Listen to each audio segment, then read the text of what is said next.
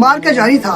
और मौत सरों के ऊपर मंडला रही थी। ये एक जंग थी जो मुसलमान यहूदियों के खिलाफ कर रही थी और इस जंग में हज़रत अली रज़ियल्लाहु अन्हु भी एक आम सिपाही की हैसियत से लड़ रहे थे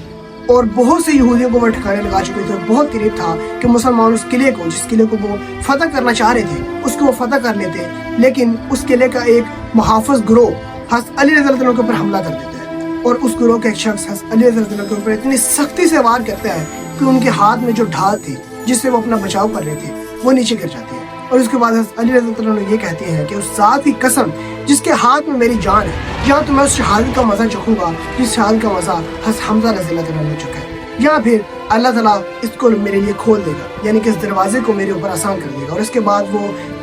किले के दरवाजे के साथ एक पुराना दरवाज़ा पड़ा होता है, उसकी तरफ शेर की तरह भागते हैं और उसको अपने हाथ से इस तरह उठा लेते हैं और उसको ढाल के तौर पर लड़ाई में इस्तेमाल करते हैं। अल्लाह ताला मुसलमानों को फतह देते हैं, मुसलमान उस किले को फतह कर लेते हैं और लड़ाई के आखिर तक वो दरवाज़ा उनके हाथ में ढाल के तौर पर रहता है और उसके बाद उस दरवाजे को फेंक देते हैं। अब आप सल्लम के गुलाम थे अबू राफी, वो कहते हैं कि अली रज़ियल्लाहु अन्हु का लश्कर इस बात का गवाह है कि हमने 7 लोगों के साथ मिलके, यानी कि वो गुलाम ये बात बता रहे कि मैंने अपने साथ 7 लोगों को और लिया और हमने जाके कोशिश की कि हम उस दरवाजे को उठाएं, हम 7 लोग, लेकिन ना हम उस दरवाजे को उठा पाए और ना उसको पलटा पाए। ये हज़रत अली रज़ियल्लाहु अन्हु की शुजाअत और बहादुरी थी कि उन्होंने एक हाथ से उस दरवाजे को उठा लिया जिस दरवाजे को 7 लोग भी नहीं उठा पाए। इस किस्से को बयान करने का मकसद सिर्फ ये है कि देखें वो लोग ईमान में इतने पक्के थे और उनके अंदर इतनी गैरत थी कि अल्लाह ताला उनके हाथ से मोजज़ात करवाते थे। और आज अगर मुसलमानों के अंदर वही गैरत और वही ईमानी ताकत पैदा हो जाए जो हज़रत अली रज़ियल्लाहु अन्हु के अंदर थी, तो वो आज भी नामुमकिन को मुमकिन कर सकते हैं और उनके हाथ से अल्लाह ताला उन कामों को अंजाम देगा